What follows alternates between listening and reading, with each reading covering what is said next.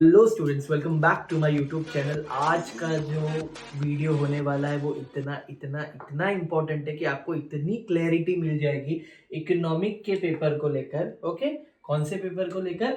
Economics के paper को लेकर, एंड साथ ही साथ बीके में करना क्या है उस पेपर को लेकर। बिकॉज एग्जाम के लिए हार्डली 1 मंथ बचा है, उसका भी आज एक दिन है, काउंटिंग काउंट करे तो 29 डेज बाकी रह जाएंगे फिर, है ना।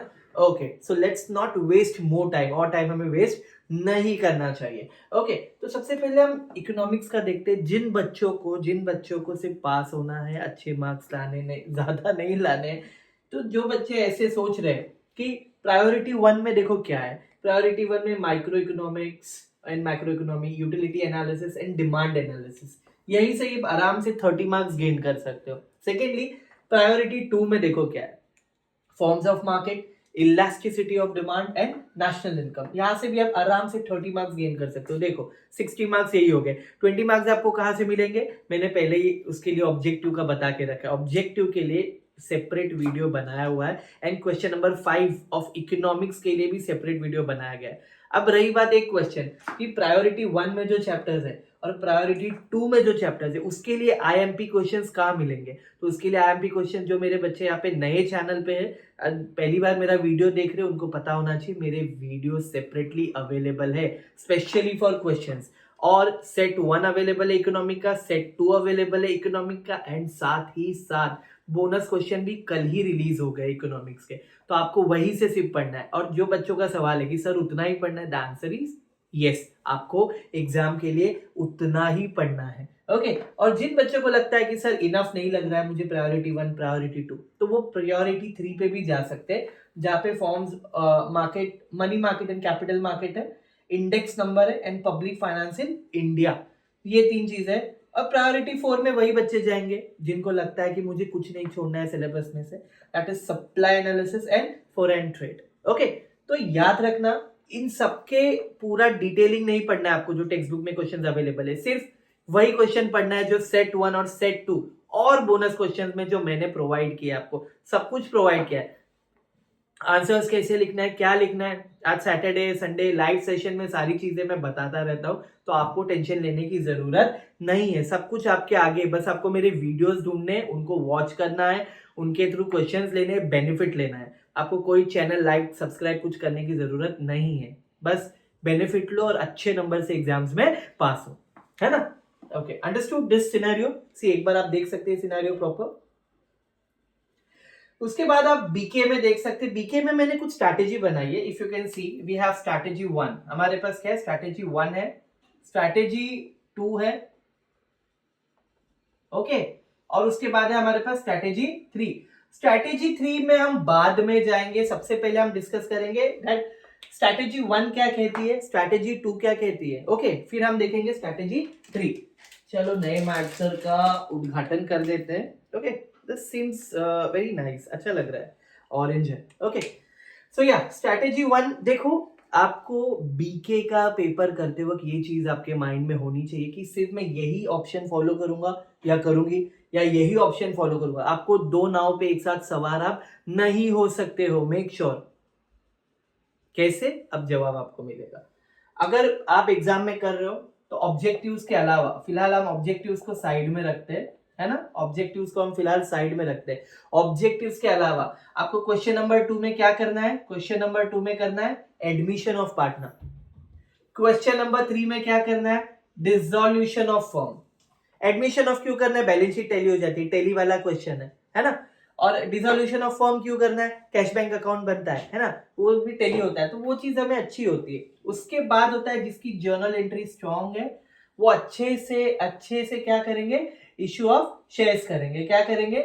इश्यू ऑफ शेयर्स करेंगे। ओके, इश्यू ऑफ शेयर्स के बाद just give me a second here.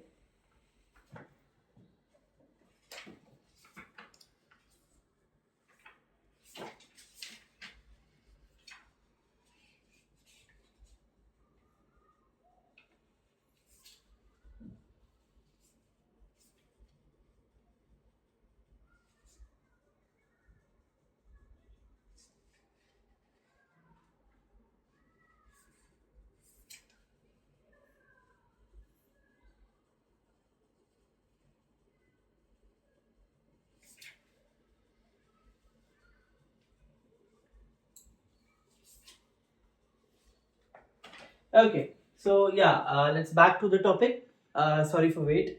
तो जैसे कि आपने देखा admission of partner question number 2 में करेंगे, क्वेश्चन नंबर 3 में डिसोल्यूशन, क्योंकि कैश बैंक भी और टेली होता है तो टेली वाले सब में हमें पता होता है कि हमें सब में क्या राइट है क्या रॉन्ग है, और एग्जाम में एडजस्टमेंट्स भी काफी इजी और अच्छे आते हैं। या उसके बाद इश्यू ऑफ शेयर हमें करना चाहिए। ओके, इश्यू ऑफ शेयर के बाद हम क्या करेंगे, death of partner. Death of partner exam में अच्छे से हो जाता है, बेसिक कैलकुलेशन वाला क्वेश्चन होता है। उसके बाद वही इसको ऑप्शन ही नहीं होता है एनपीओ को और फाइनल अकाउंट्स को, है ना। तो ये इस वे में अगर इस स्ट्रैटेजी को आप फॉलो करते हो, आराम से आपका पेपर 2 घंटा 30 मिनट या 2 घंटा 45 मिनट्स में हो जाएगा। पेपर होता है 3 घंटे का, आपको 15 मिनट या आधा घंटा पहले ही हो जाएगा अगर आप इस स्ट्रैटेजी को फॉलो करते हो। जो भी बच्चा सोच रहा है नहीं मैं अभी ये करूंगा बाद में वो करूंगा, एग्जाम में वो इजी आएगा उसके ऊपर देखा जाएगा, नहीं, आपको पहले से स्ट्रैटेजी बनानी पड़ेगी कि मैं इसी स्ट्रैटेजी वाइज जाऊंगा या जाऊंगी। आप स्ट्रैटेजी बाद में चेंज नहीं कर सकते, मेक श्योर। मैंने ऐसी ऑर्डर बनाई थी एक तरीके से, इसी स्ट्रैटेजी को समझो, बट मेरे टाइम पे कंपैरेटिव स्टेटमेंट वाला था नहीं तो थोड़ा सा डिफरेंस था, बट मैंने इसी स्ट्रैटेजी को फॉलो किया। एडमिशन हो गया, बिल ऑफ एक्सचेंज हो गया, है ना, डिसोल्यूशन हो गया, एनपीओ हो गया, फाइनल अकाउंट्स हो गया, इसी स्ट्रैटेजी को मैंने फॉलो किया था। So that help me a lot. Prelims में भी मैंने वही किया और मेन एग्जाम में भी वही किया, बोर्ड्स में जाके। और जो बच्चों को लगता है स्ट्रैटेजी 1 के अलावा वो स्ट्रैटेजी 2 पे भी जा सकते हैं, लेकिन पहले तो आपको करना है एडमिशन ऑफ पार्टनर। टेली वाला अच्छे से हो जाता है, जिसकी जर्नल एंट्री अच्छी है, बिल ऑफ एक्सचेंज जिसको समझ आता है वो बिल ऑफ एक्सचेंज कर सकते हैं। थर्ड, जिसको इश्यू ऑफ शेयर्स में थोड़ा सा इश्यू होता है कैलकुलेशंस को लेकर, वो लोग थियोरी क्वेश्चन की तरफ जा सकते हैं। और जिसको डेप्थ नहीं करना है वो क्या कर सकते हैं, कंपैरेटिव स्टेटमेंट। मतलब इनकम स्टेटमेंट में एग्जाम में 2 आती है, एक आती है कॉमन साइज और एक आती है कंपैरेटिव। ओके, तो आप याद रखना, आप क्या करोगे, आप कॉमन साइज पे थोड़ा फोकस करो, क्योंकि 80% कॉमन साइज आती है और 20% आप समझ लो कंपैरेटिव स्टेटमेंट, है ना। तो हम रेशियो थोड़ा चेंज कर देते हैं, 70% आप समझो कॉमन साइज आता है एग्जाम में और 30% क्या आता है, कंपैरेटिव। तो ये स्ट्रैटेजी 2 हो गई। स्ट्रैटेजी 3 अलग क्यों है, क्योंकि मार्च के एग्जाम में जो पेपर आता है, यानी फेब वाले आपके बोर्ड्स में जो पेपर आता है, उससे जुलाई या सितंबर जो आप बोल लो उसकी एग्जाम थोड़ी अलग होती है, उसमें फॉर्मेट ही थोड़ा उल्टा पुल्टा होता है। तो स्ट्रैटेजी 3 को आप थोड़ा सा इग्नोर करोगे तो भी चलेगा, या जुलाई एग्जाम में जो बच्चे दे रहे हैं या जो कंसिडर करना चाहते हैं सिर्फ वही कंसिडर करेंगे।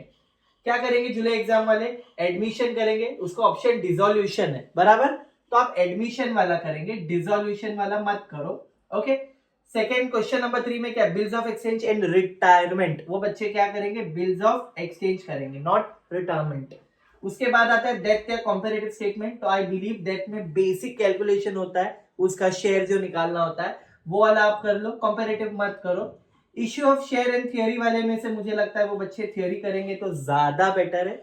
एंड रही बात not for profit concern and final accounts, इसको कोई ऑप्शन नहीं होता है, तो आपको ये एज इट इज करने होंगे स्ट्रैटेजी 1 एंड स्ट्रैटेजी 2 की तरह। समझ आई आपको। तो आपको मुझे इन शॉर्ट क्या बताना है, जो भी बच्चे फेब में एग्जाम दे रहे हैं, या तो स्ट्रैटेजी 1 फॉलो करो अभी से ही, या स्ट्रैटेजी 2 फॉलो करो। अगर आप दोनों स्ट्रैटेजी सोचकर ये सोचो एग्जाम में, अरे एग्जाम में डिसोल्यूशन की जगह कुछ दूसरा इजी आ गया तो मैं वो कर लूंगा, नहीं, ऐसे मत करो। क्योंकि आपको उसके अकॉर्डिंग एडजस्टमेंट्स पढ़ने, उसके अकॉर्डिंग पोस्टिंग समझने, उसके अकॉर्डिंग फॉर्मेट्स याद रखने, उसके अकॉर्डिंग सम की प्रैक्टिस करनी है।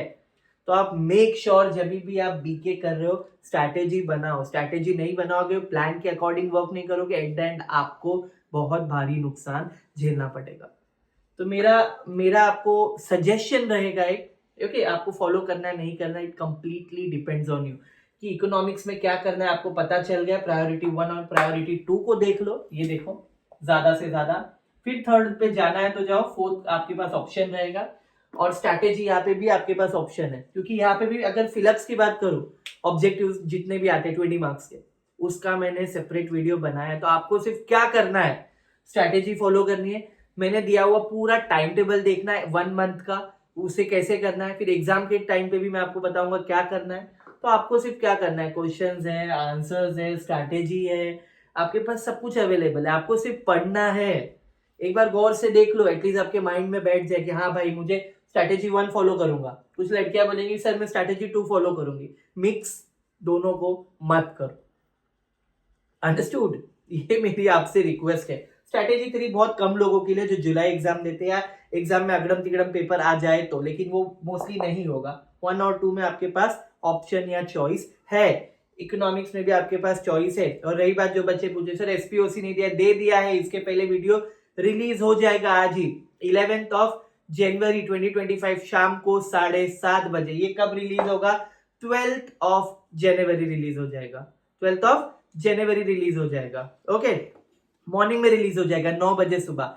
और थोड़ा सा एक स्लाइड चेंज है इसके पहले वाले एसपीओसी वालों को। एसपीओसी वालों का वीडियो शायद 4:30 बजे आएगा, 11 बजे, 11 तारीख को, यानी आज 11th ऑफ जनवरी है, 4:30-5 बजे तक आ जाएगा शाम को।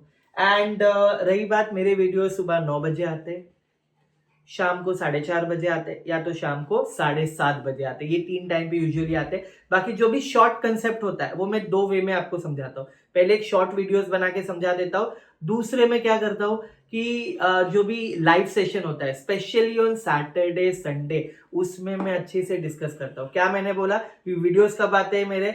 मॉर्निंग में आते हैं 9 बजे, या तो 4:30 बजे दोपहर में आएंगे, या तो शाम को आएंगे 7-7:30 बजे। ये 3 टाइम पे आ सकते हैं। अगर कुछ शॉर्ट कंसेप्ट हो तो शॉर्ट वीडियोस द्वारा आपको समझाया जाएगा। इफ कुछ लॉन्ग कंसेप्ट और बहुत इंपॉर्टेंट हो तो आपके लिए सैटरडे संडे क्या होंगे? लाइव सेशन होंगे, इंटरैक्टिव लाइव सेशन। और मंडे से फ्राइडे भी समटाइम्स हो जाता है, एज एंड व्हेन मेरे पास टाइम होता है तो। So hope you understood. Let's not waste time and you can focus on your exam. Best of luck.